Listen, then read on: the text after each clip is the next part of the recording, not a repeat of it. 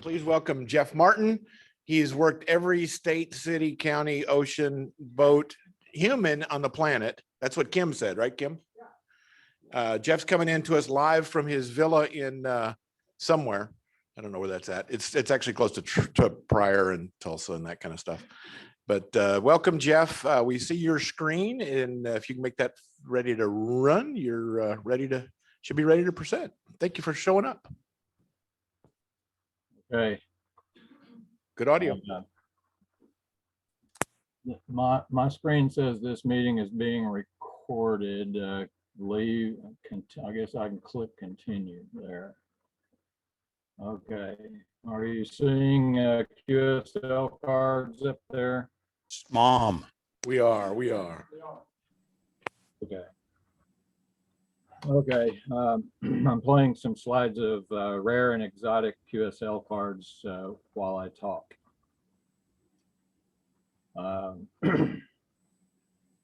Good morning, Scars. Thanks for the invitation to speak. I'm Jeff Martin, K5WE. I live in Wagner County near Coweta and Broken Arrow. I was first licensed in 1967 at age 16. So I've been a ham for 54 years. Since my first day as a novice, I've been fascinated with Dxing. I've worked 357 DXCC entities. Of the 340 entities on the current DXCC list, I've worked them all. My favorite mode is CW, but I've also operated a lot of SSB, RIDI, and in recent years, digital. I've done a lot of stuff in ham radio, including chasing grids on VHF, building equipment, working EME moon bounce on 2 meters, working all states on 14 bands, working all 488 USA grids on 6 meters, and operating DXpeditions from countries such as Hawaii, Belize, Bonaire, US Virgin Islands, St. Bartholomew, St. Eustatius, St. Martin, Easter Island, British Virgin Islands, and the Cayman Islands. I always come back to my passion, which is DX. So what is DX? How do I get started? DX means distance. So working DX is the art and sport of working distance stations. You can chase DX on the VHF, UHF bands by trying to work new grids or states.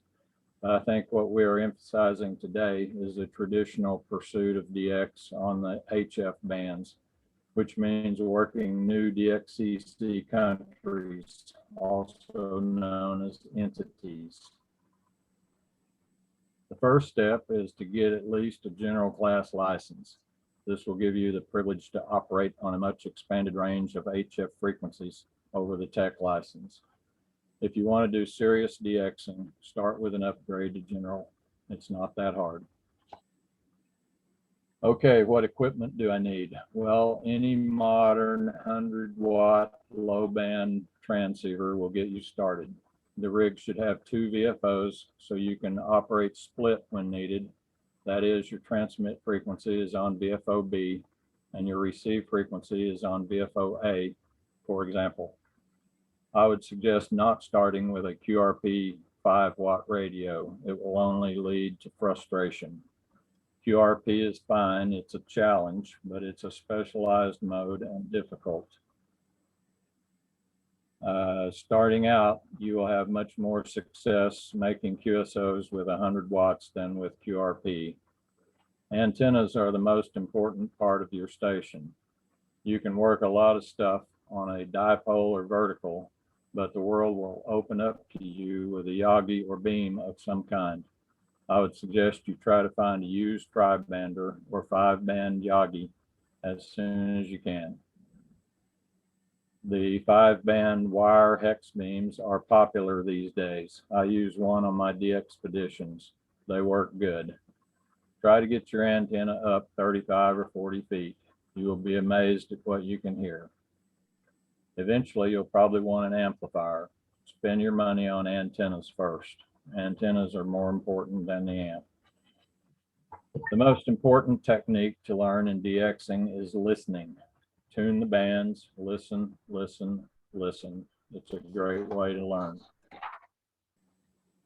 What modes do I use for Dxing? The traditional single sideband and CW modes are still good. I'm a CW guy, but the new digital WSJTX mode, FT8, is definitely where you will find and be able to work the most DX these days. Many old timers are not real thrilled with FT8, saying it's too automated, too much computer to computer. But a DXer goes where the DX is. The DX today is on FT8. In fact, statistics are showing that about 50% of all QSOs today are on FT8. You will need to interface your computer to your radio and install the free WSJTX software. You can get the software at the WSJT website, or just Google WSJTX and search for the latest version. FT8 is a weak signal mode, not necessarily a low power QRP mode. You can work a lot of stuff with 100 watts and a simple antenna. QSOs are quick. You exchange call signs, signal reports, and you're in the log.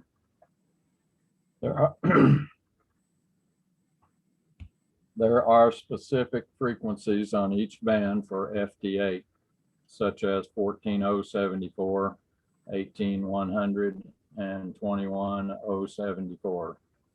So you can monitor the FT8 frequency and get a good picture of where the band is open to: Europe, Asia, stateside, etc. One of my slides is a screenshot of the WSJTX FT8 software. The best DX bands year in and year out are 17 and 20 meters. The sunspot cycle is just now starting to turn again. In the next 3 or 4 years, 10 and 12 meters will come alive with DX every day. 40 meters is good at night. Sunspots and DXing. HF propagation is influenced by the 11-year sunspot cycle and how many sunspots the sun has had lately. The more sunspots, the easier DXing is. Why? The higher the sunspot count, the more bands like 10, 12, and 15 meters are open. In higher sunspots, working the world with modest setups on 10 meters is easy. In low sunspots, working anything on 10 can be a challenge. But 40, 30, 20, 17, and even 15 meters are useful for DX year in and year out. So pick the right band for current conditions and time of day. You can work a lot of interesting DX at any point of the sunspot cycle. Awards, tracking operating achievements. Dx'ers are like baseball players. We count everything. How many countries we have worked on CW on 80 meters, how many SSB countries we have worked on 20 meters, how many mixed mode countries we have confirmed on all bands. There are awards, certificates, or plaques you can apply for as you accumulate the confirmations for your QSOs. Most DXers have at least a few award certificates on the shack wall. Goals for the beginning DXer that are fun and reasonable include the DXCC award given by the ARRL when you have 100 DXCC entities confirmed. Then you add to it with endorsements as you work your way up. The WAZ Worked All Zones Award is another popular award. SRL maintains a DXCC list, which today contains 340 current entities, plus deleted entities. The world is divided up into 40 CQ zones for the WAZ award. I mentioned confirmations. A written confirmation is a QSL card. Hams have been exchanging QSL cards for as long as there has been ham radio. It's fun. I still like to get paper QSL cards. You can send your QSL direct or via the bureau system. A new confirmation method today is LOTW, the logbook of the world, provided by ARRL. You and your QSO partner upload the QSO information to an ARRL server. If the information matches, you have a confirmed QSO. It's quick, easy, and free. Use Dx contests to add to your totals. There's some kind of contest on just about every weekend. Contest QSOs are quick and easy and a good way to pick up a new one. An online listing of this week's and future contests is available at contesting.com. Watch the DX bulletins for the expedition announcements. Be ready to work them. Some of these online bulletins are dxworld.net, dxnews.com, the Ohio Penn DX Bulletin, and the ARRL DX Bulletin. There are also many online DX cluster sites which provide real-time spotting of DX stations. There are many telnet sites plus some websites such as dxwatch.com and dxsummit.fi. I've included a slide with listings of these URLs for contesting bulletins and DX cluster sites. DXpeditions. Most DXpeditions operate split. Listen to the ops instructions. He will usually say up 1 or up 5 or QRZ up, etc. Pay attention. Don't transmit or tune up on his transmit frequency. Listen for the station he just worked. Call on that station's frequency or up or down 1 or 2. Listen for and determine the DXpedition ops operating pattern. He might be working 3 or 4 stations in a row, up 5. Then he moves his listening frequency up 5 more, works a few more, then starts over, back down 5. Figure out what he is doing and know where to call. Again, listening is the key to successful DXing rather than just calling blindly. Pileups. Pileups occur when a sufficiently rare station comes on and several stations begin calling him. What do? Well, you listen. There's that word again, listen, for the operator's instructions. If he is a good op, he will tell you what to do. For example, on SSB, if the pileup is not too large and if the DX station is loud enough to be heard over those calling him, he might just stay on one frequency for transmit and receive and work stations one after another, like W5ABC or 59. Then he gets a report from W5ABC and the QSO is complete. Then the DX moves on to the next station. He can copy and gives him a report. This is fine as long as the DX station can keep control of the pileup. Oftentimes, if the pileup is large, it gets out of control. So the DX operator has to use other techniques. He might announce he is going by call areas and only answering calls with a 1 in them for a while. He'll make 6 or 8 QSOs of 1s, then go on to 2s, etc. Another technique is going split. The DX station will transmit on one frequency and announce he is listening up or listening up 5 to 10. So then you would also listen with your other VFO for the station he is working. And when he finishes, you call the DX on that frequency. Working the DX in a pileup takes a little skill. First, you listen to his instructions and observe his routine. Then you park your transmit VFO on a spot where you have a good chance of getting through. Getting through to the DX in a big pileup with multitudes calling definitely favors the big gun with power and big antennas. But you can make the QSO if propagation is favorable and you pick the right spot to transmit. As a beginner, if you find you aren't enjoying the pileup, if you can't really figure out what's happening, or you have been calling for 30 minutes or more, you might want to just tune up the band and find something that is easier to work and come back to the pileup later. CW pileups are similar, except they usually don't have as big a split in frequency. Usually the CWDX will listen up one or two. It's easier to break the pileup on CW with low power and a wire or vertical antenna. Okay, I'm going to change my change to the other PowerPoint here.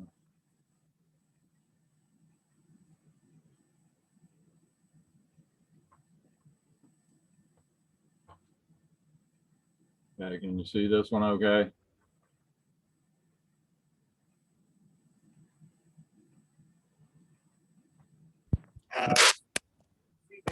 We see the screen with the PowerPoint on it.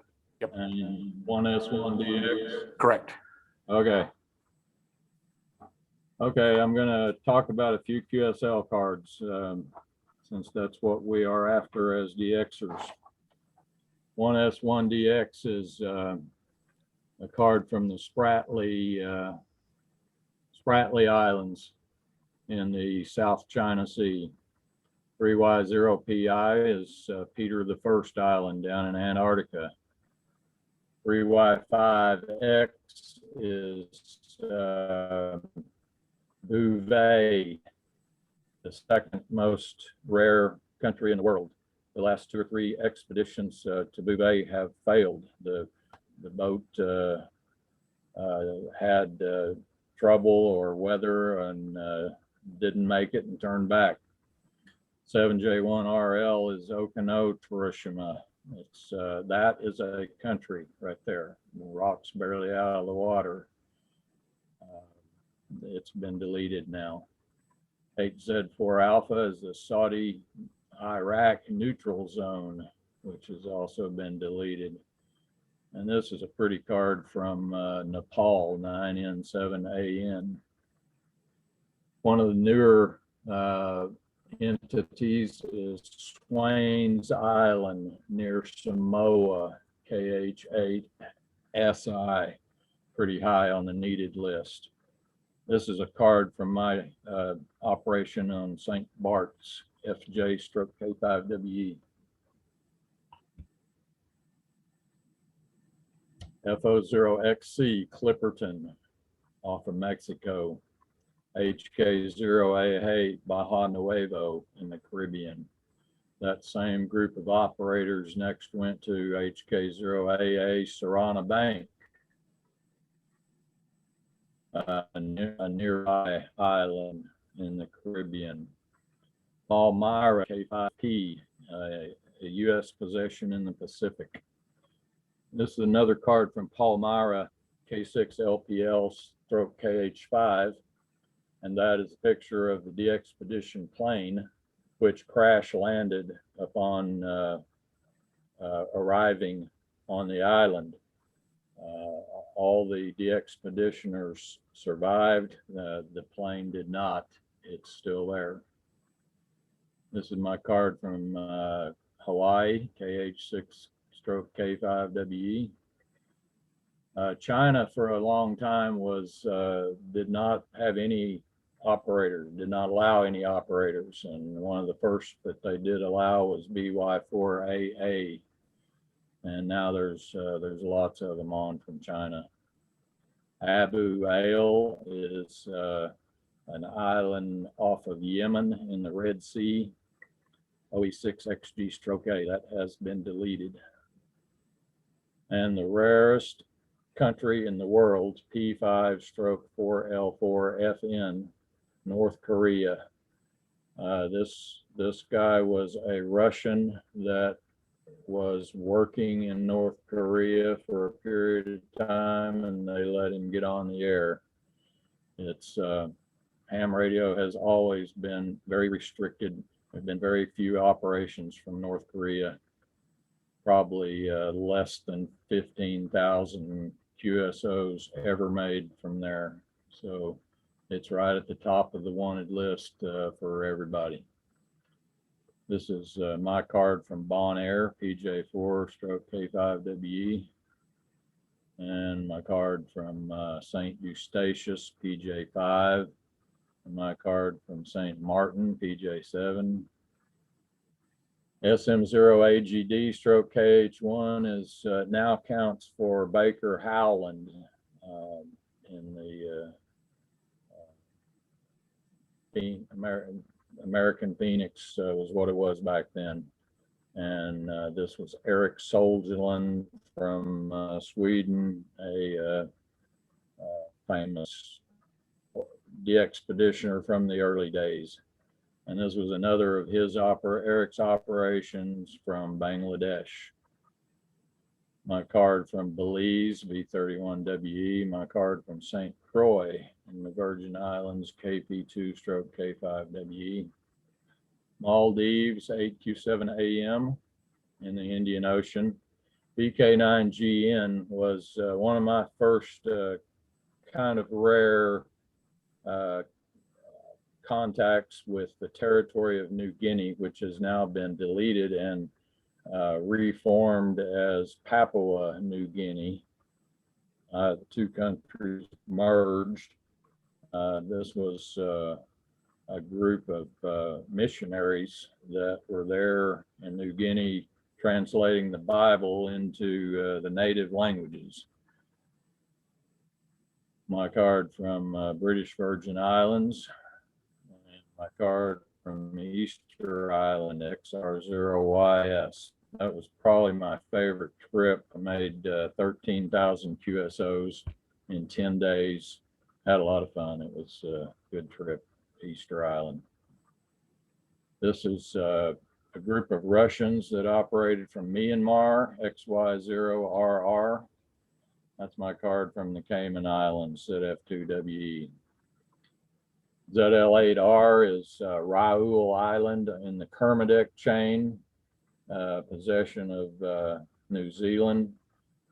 Raoul Island has an active volcano. The last it erupted was in 2006. There was a group of 5 New Zealand scientists resident on the island, and one of them was killed in that eruption. BU7LD is Lakshadweep, also known as Laccadives, off of India, very rare. This is a screenshot of the WSJTX FT8 software. The ones in green are calling CQ. If you're in QSO, they'll show up red. It's pretty simple. I don't know if this shows up real good, but over here is the standard message. Is you send calls and your grid square, and then calls and a signal report in dBs over or under the noise level, and then Rogers and 73s, and you're in the log. And this is some traces of signals that you can see and sometimes not even hear in the speaker, but still copy and make a QSO with. The band pass is typically about 3 kilocycles. You get a lot of signals in there. It's a good mode, very popular these days, and you can make a lot of QSOs with a lot of DX stations. Here's some of the URLs I mentioned. The WSJT software can be downloaded from the WSJT site. The DX bulletins, dxworld.net, dxnews.com, Ohio PIN, DX bulletin, and the ARL bulletins. DX clusters, dxwatch.com, dxsummit.fi, and contesting.com. Couple of books on Dxing. It was announced today on dxworld.net that Marty Lane's book, Where Do We Go Next, is available for download. for free as a PDF. So he wrote this, and it's kind of old, 1991, but it was kind of a book about his Dxing, de-expeditioning adventures, and it's been kind of an inspiration to generations of Dx'ers. So check it out. It's a good book. Another book is Bob Luckner's The Complete Dx'er. Okay.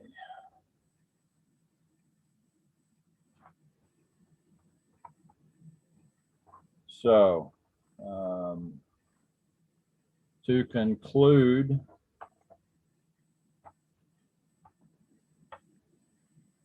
to the people who think they're not having enough fun on 2 meters, get out there and try something new like Dxing. You'll find yourself captivated. To me, this is real ham radio. Join the adventure. It's too much fun and too fulfilling to miss out on. I must warn you though, chasing DX is addictive. Working a new one may become a lifelong pursuit that never gets old. Ham radio is a great hobby. There are many things to pursue within the hobby. For me, Dxing is number one. It never gets old. The thrill of the chase and the satisfaction of finally working that rare station on the other side of the world is as much fun now as it was 54 years ago. So give it a try, have fun, become a Dx'er, work the world, DX is. Thank you, 73, and good DX. You're live. Okay. You're on. But I don't need to be live. No, you need to announce. Thanks, Jeff. Okay, well, thank you, Jeff. And we're going to move right on with Kim, who's going to tell us a little bit more about Dxing.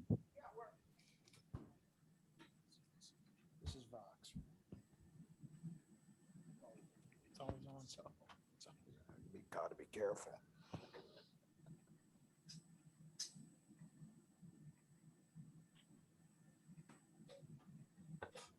Okay, let's see how this works. Oh, okay. Well, here I am.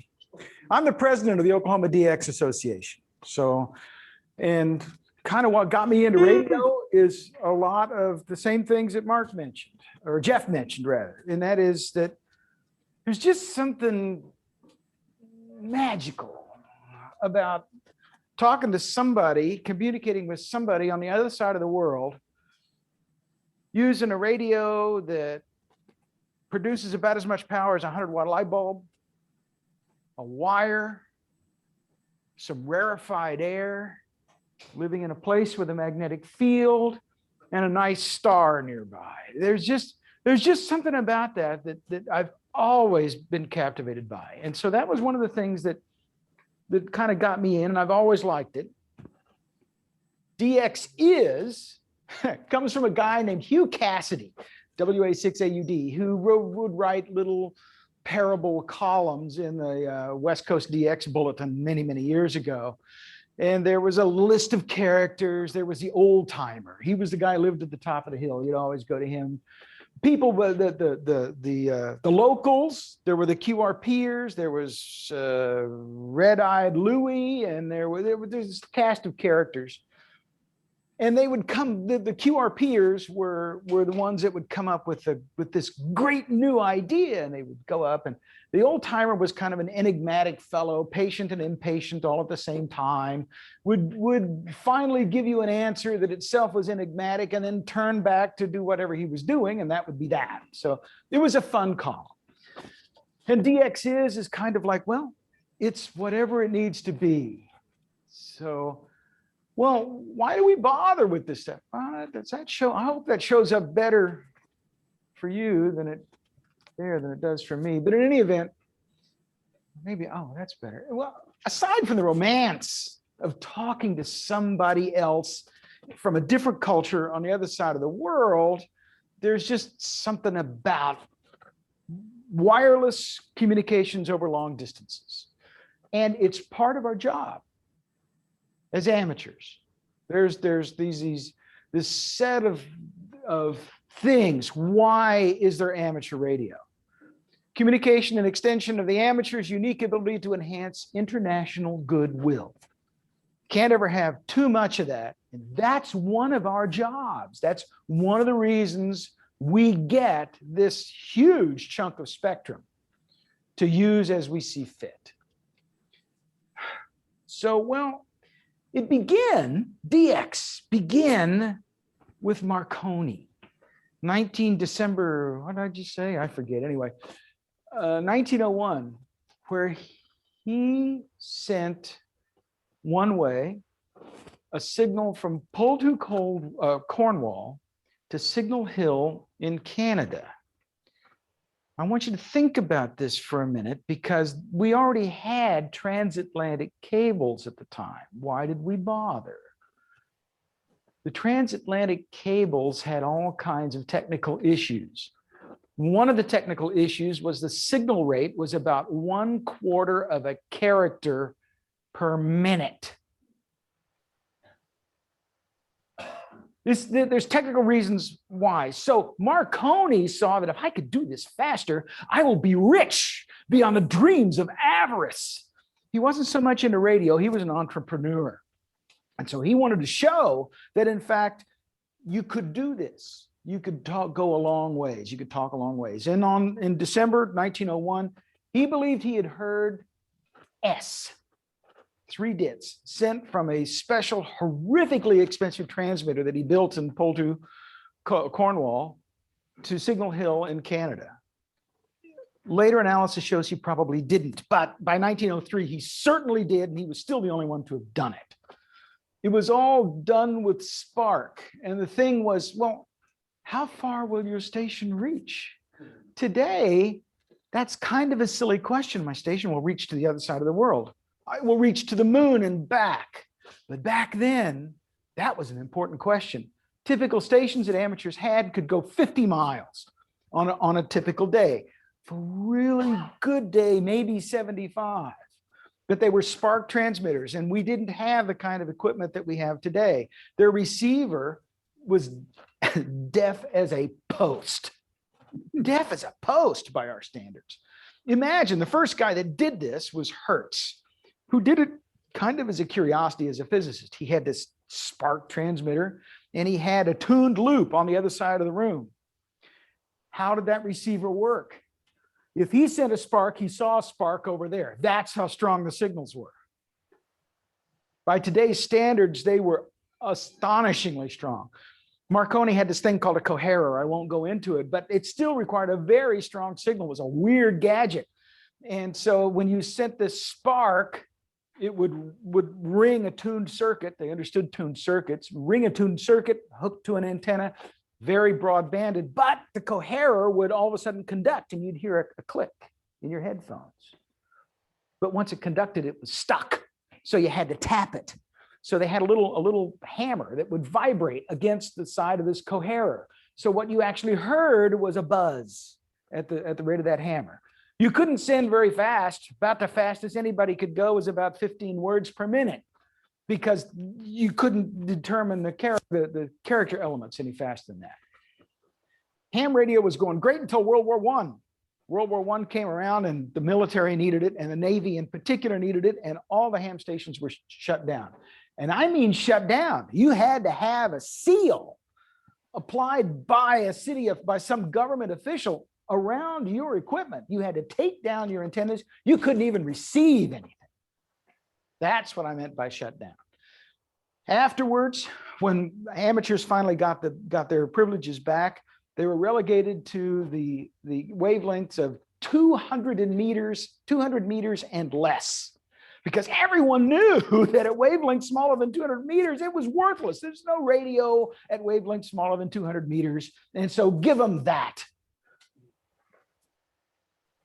Except that the hams discovered that no, we could go a long way on these short waves, less than 200 meters. So the amateurs discovered the short waves.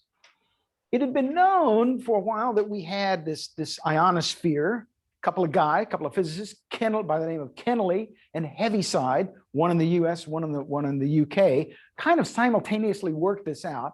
And it was determined that, by golly, that stuff will refract radio waves if they're at the right wavelength. And so since Marconi had made it commercially across the Atlantic, the Hands made it in 1921. The ARRL sent a guy to the UK by the name of Paul Godley. His call at the time was 2EZ.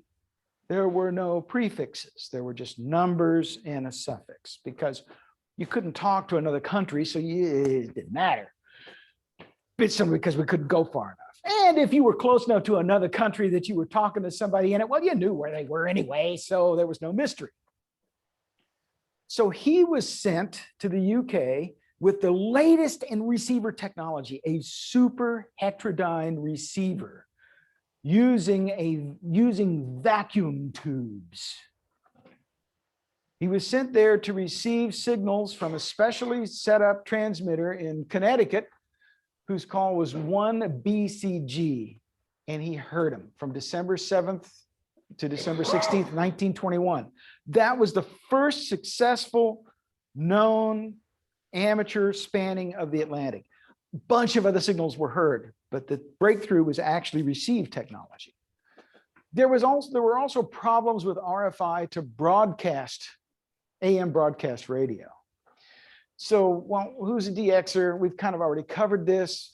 Dx covers more than HF bands. I'm going to talk mainly about the HF bands because that's what I do and that's what I know.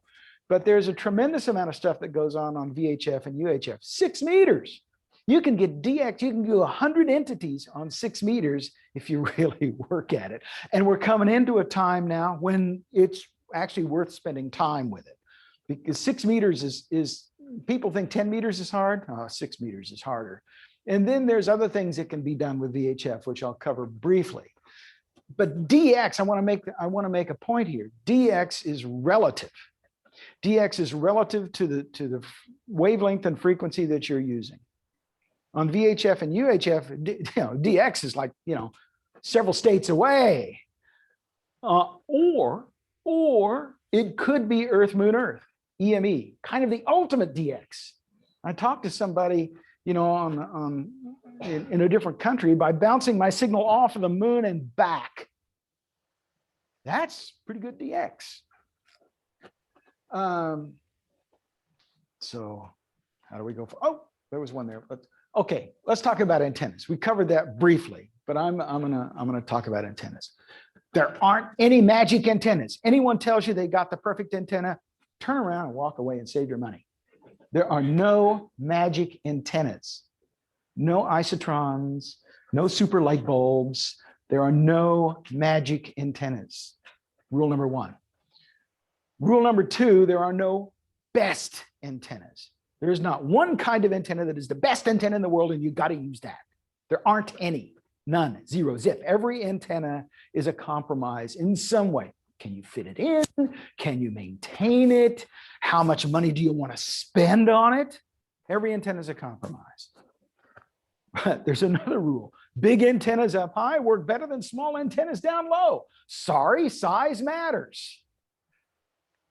But any antenna is better than no antenna. So one last thing is random wires aren't random.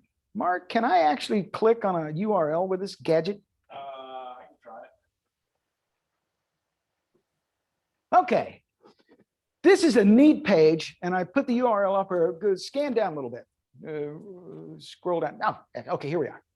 This is a great page because random wires are pretty good antennas. I've used them before. I used them a lot. But it turns out they're not really random. There are certain lengths that you must avoid, and those lengths are integral numbers of half wavelengths.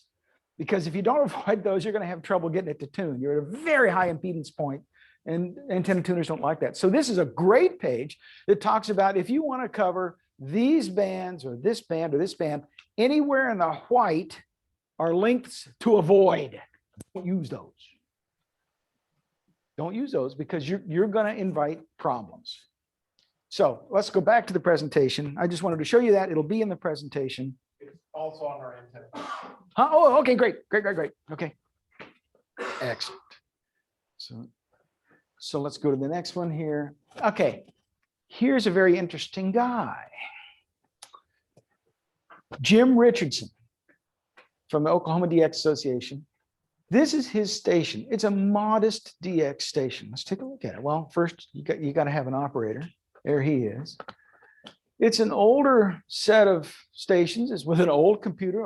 It's it's ICOM 761, I think, is what he has. He has a tri-bander on his. He had a tri-bander on his chimney. Another one for 17 and 12 meters on a short tower. With this, over the years, he worked 330 countries. Big antennas up high work better than small antennas down low, but any antenna is better than no antenna. So with a wire and 100 watts, you can work 100 countries, 100 entities. You can work 200, you can work as many as you want, but you're not going to do it fast. Big antennas and amplifiers make it faster, but they're not what make it possible. You can do this with 100 watts and a wire. Don't let anybody talk you out of that. Here's something I had. I was off on a field project in Salina, Kansas, a project called Pecan. And I was on one of the radars, but we were only going out at night because we were after these big thunderstorm complexes that come over at night. And I was in a dorm on a college on the second floor. I knew I was where I was going to be, and I thought, field day's coming. I'll bring my radio. So I brought my radio.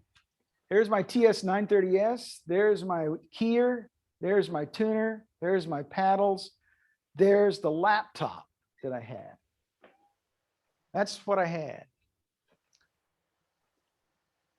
Oops, why did it do that? This is where my antenna went. There's a window here, right there. And so I went to Walmart and I bought a towel and I rolled it up and I stuffed it under the window and closed the window on it because I didn't want bugs to get in and I had to go through the screen. So I took and see that? That's my antenna right there.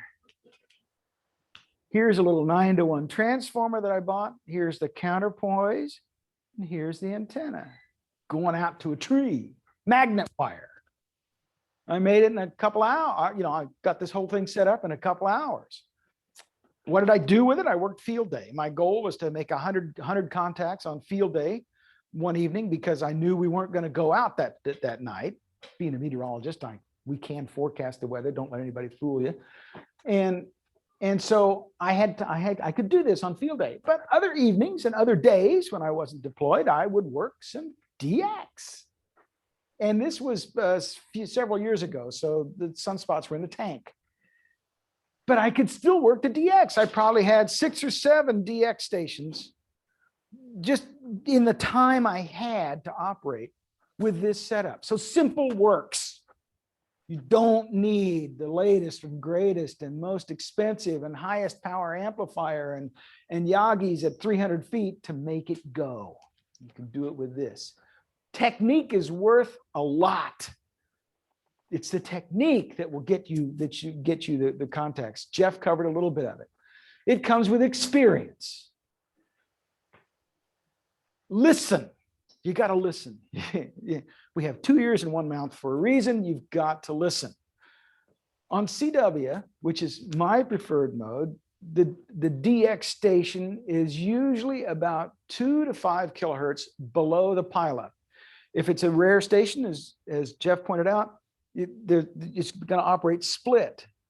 This is so the calling stations aren't on top of the DX station. It makes the pileup easier to control. So they'll operate split. On CW, the splits are pretty narrow. On single sideband, the splits are wider because the mode is wider. And many times in single sideband, the DX station will be below our phone band.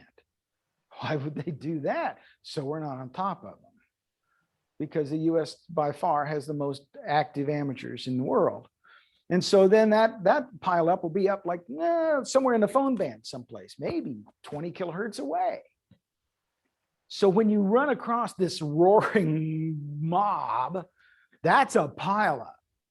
Roaring mob on single sideband, roaring mob on CW, that's a pileup. Somewhere away from that, not in the middle of it, is DX that's rare enough to get people's attention. So that's part of the technique. Knowing what this is comes from experience. Listen, you got to listen. You got to turn on the radio and listen and look for this stuff. It's not bad. It's not terrible. It's not hurtful to do this. It's not, I mean, if you enjoy radio and you enjoy stuff, this is fun. This is fun. So the code, there's kind of a code of conduct. We said this before, listen, and it's crazy. Call only if you can hear the DX station. You'd be astonished how many people will call the DX station. They can't hear them, but they know they're there. It sounds crazy. Don't trust the DX cluster to tell you what the call is because people miscopy it. You copy the call. Listen to this guy. Who is it really? Don't interfere. Don't call on top of the DX while they're talking to somebody else. Just don't. Wait for them to end a contact before your call and always send a full call. So don't, and sometimes I'll call a DX station and they'll send P question mark. Well, okay, there's a P in my call, so I'll send my call. If he sent C question mark or N4 question mark, I sit on my hands because it's not me. Or especially if he says W4 question mark or something like, it's not me. So wait until you think he's actually got a partial on you and then go ahead and call him. If they say, give me only the region 4 calls, don't call them. Wait your turn. And then be thankful if and when you make the contact, because I mean, to thank the guy, because this is hard. This is hard from the other end. Don't be an inconsiderate jerk. Just don't. Everyone knows what an inconsiderate jerk is, and don't be one. It's not that important. Dxing is not contesting, and contesting is not Dxing, but the two do intersect. A lot of Dxers relish the ensuing QSO as much as the chase, and others love the chase. I like them both. Contesting is focusing on just running as many contacts as you can with someplace not this entity. So it does Canada, Mexico, Hawaii, Alaska. These are all entities, but contesting is not necessarily Dxing. However, you can work a whole bunch of entities during a good DX contest. And I mean, a bunch of them. I think Mark found that on just listening on FT8 over a weekend, he heard over 100 countries, and you can hear them on FT8 and probably work them. During a CQ worldwide contest, especially with the sunspots that's coming up as they are now, if you're diligent, you can work DXCC in a weekend. So contests are useful. Contests are fun. I'm going to make a pitch for contests because they make you a better operator. I don't like contests. They're too hard. Come on. Under bad circumstances and emergency situations, you'll need every bit of the skill that you learn in a contest. How to manage weak signals, how to manage interference, how to manage noise, how to manage all this stuff you'll learn in a contest when all that really counts is a score. In an emergency situation, a lot more may count besides just your score. So contests are good exercises. I can't say enough good about them because of that. DX clusters, there's lots of DX. And there's a reverse beacon network. Go to the reverse beacon network, Mark. Who has been active on CW recently?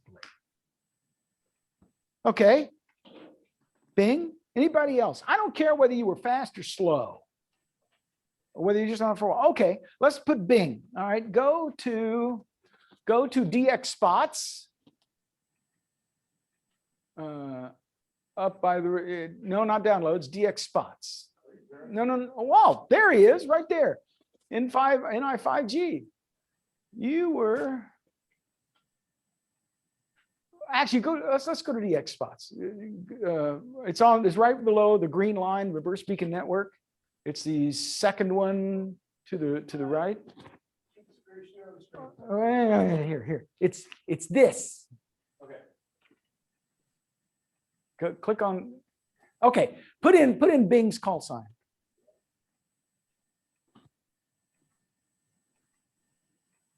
NI5. Well, no, go back to right, but go to, because you're going to see every time anybody heard it. Go to DX spots. Oh, I'm sorry. Go down to spot search.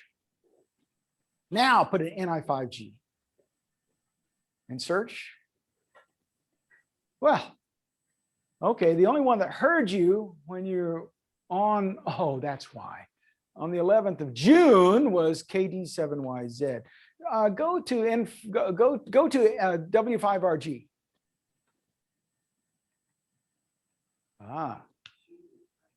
Now all of these are stations that are running DX skimmers, and that's only 15 of them. Go up here and look at more, like up see rows to show. You are your own beacon. All of these DX skimmers heard Bob, and there will be DX in there if we look at enough of them. Oh, these are US stations. But it's a good way you can filter these in a way that you can see who's not in your country that heard you. So you are your own beacon. Who can hear you? What DX can hear you? So the reverse beacon network, and this works with RTTY. It works with CW. It works. I think it works with FT8.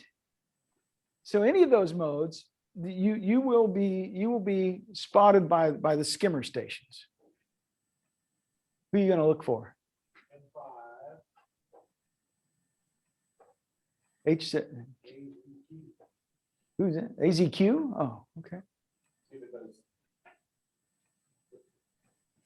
I don't think it.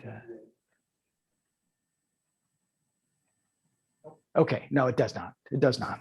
There are other, I mean, FT8 has its own magic things.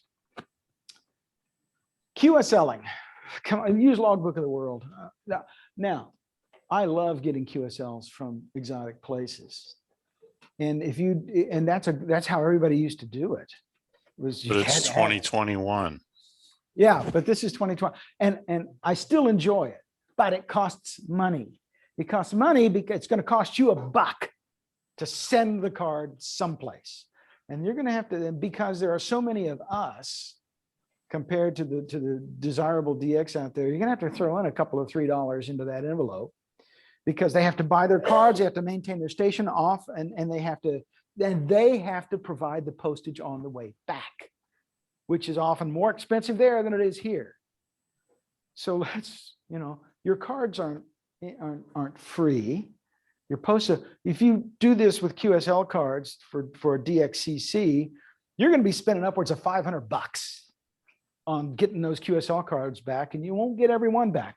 You can use the bureau, and how to do that is well documented. Basically, you send a pile of cards to the bureau, and they're all bundled up by the league and sent off as freight, and then they're redistributed to all the countries that those cards that are in that thing goes to the country's bureaus, and then they distribute the cards to their amateurs. This takes a long time. I mean, it's great. It's wonderful to get an envelope full of new cards, but it takes a long time because then they do the same thing, sending it back to us, and our bureau has to redistribute it. Bureaus are wonderful. I love them, but they take a long time. Logbook of the World is marvelous because it's very low cost. It's not exactly free, but it's a couple of bucks, and it's all done electronically. So I have a pile of QSL cards at home, not anywhere equivalent to Jeff's, and he's got some gorgeous cards. But I have a pile of QSL cards at home. And if I really want that country and I think there's something cool about it, then I'll send a QSL card and expect to get one back. But if they also do Logbook of the World, I will happily confirm the QSO with Logbook of the World. So the DXEC was started by a guy named Clinton DeSoto in the league, and he made up the basic rules, and it's still fundamentally the same today. That's what the certificate looks like. There are 340 countries. There's 16 separate awards. There's the honor roll. An honor roll requires at least 330 or more current entries, or I think it may be 331 now. And there's other kinds of things. And then there's VUCC, which is for VHF and UHF, which is, and there's awards for that. This is the Fred Fish Award. Only 5 have ever made it. But this is where you work every one of those grid squares, all 448 of them, on VHF or UHF. Often it's done on 6 meters. There's only 5 people that have ever done that. That counts as DX. That's DX. That's Dxing. So that counts. What kind of facilities are there to support you in this? Well, there's this club. There's people like me. There's also the Oklahoma DX Association, which is filled with honor roll people that have made it to the honor roll. There's several members that have worked them all. I mean, worked them all. And then some, and a bunch of deleted entities. It's the Oklahoma DX Association is not expensive. One of the things it does is help fund DXpeditions of the 100 most wanted, top 100 most wanted countries, because these DXpeditions aren't cheap. You heard about Beauvais Island, the 3Y0 DXpeditions. There's 2 failed ones. It's out in the middle of the South Atlantic in the roaring 40s. And the boats broke, and it became a life-threatening situation. They had to get them back before more of it broke. And it's an extremely difficult place to get to. For DXing purposes, it's very desirable because it's like the 2nd most wanted country.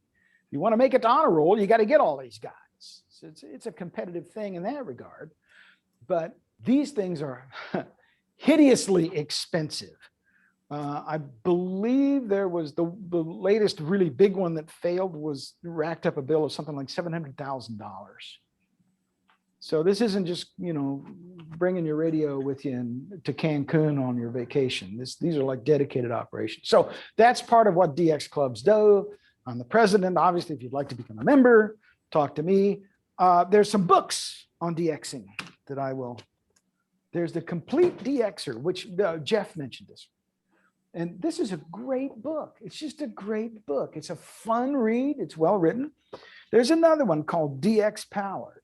This has some different tips in it, but the 2 are quite complementary. So if you want to read about this stuff, and enjoy with an enjoyable book, either of these are good choices. I'm done. There you have it. Oh, and I'll take questions. Any questions? I did not do a good enough job that there are no questions. And I will ascribe to the maxim that there are no stupid questions, though I have had incidents where this. Yes, Bing.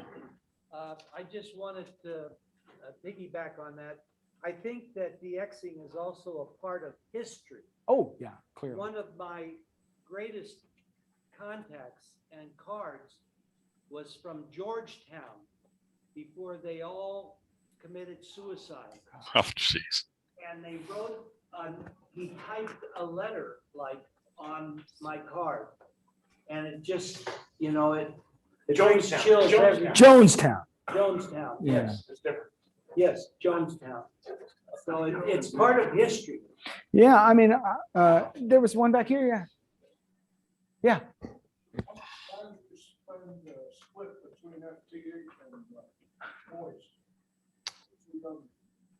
Well, I don't. Jeff, did you hear? You may not have heard the question. Jeff, you do FT8. And what's your split in time spent between FT8 and CW? These days, it's probably honestly 90% FT8 because that's where the QSOs are. That's where the DX is. Yeah. It's not that one mode's better than another. It's just I would much rather be on CW because yeah. it's more fun for me. But the DX is on FT8. Including 6 meters, which is what's on my window there. That's 6 meters live. Yeah. How crazy is that? One of you being mentioned a memorable QSO. I'll mention one. Didn't count as a DX country, but it was a guy who was maritime mobile out in the middle of the North Atlantic on a merchant marine. A Russian. He and his family were planning a vacation to the United States, to Yellowstone National Park. Had never been here before, and this was still during the Cold War, although things were warming up in a good way. So the Cold War was abating. And this was at a time when the big forest fires in Yellowstone were top of the news. And he was concerned that after all these years and all his planning and all of his efforts, that Yellowstone would be all burned up and there would be nothing to see. And so I explained to him that no, it was only a very tiny small part of Yellowstone that got burned up. I got a card from him. I don't know whether he ever went or not. I assume he did, and I assume he had a good time. But it was nice to be able to reassure somebody that no, it's still there. It's still nice to see, and none of the things that you'll hear much about got damaged. I have a couple of Russian rubles, which were at the time illegal to mail to anyone, but they did it anyway because this was about the time the USSR was coming apart, and so I would send them a green stamp, which they weren't supposed to possess, and they would send me a ruble. Yes. You may repeat this so others can hear it. Back to the thing of when your call zone is called. Yeah. And when they call for W5s. Yeah. He left. Dean over there is a 6 call, but he's limiting 5. No, they want the number, not the region. They want the number, not the region. Everybody always asks. Yeah, right. When they ask for 6 calls, they want a 6 in your call. It doesn't matter where you really are because they understand that. They just want a 6 in your call. It's a way to pare things down so they can manage it better. Yeah, when you're in the net, you gotta be sure to tell them where you're. This isn't always in a net. This could be just within a pileup, and it's a way for the DX station to try to control the pileup if it starts getting really big. They said, I only want to hear from 6s, which is it's a huge bunch. But yeah, he may say, I only 6 calls only, please. Which means I don't care if you live in California. If you have a 2 in your call, you're not a 6. Any others? Great. Thank you very much.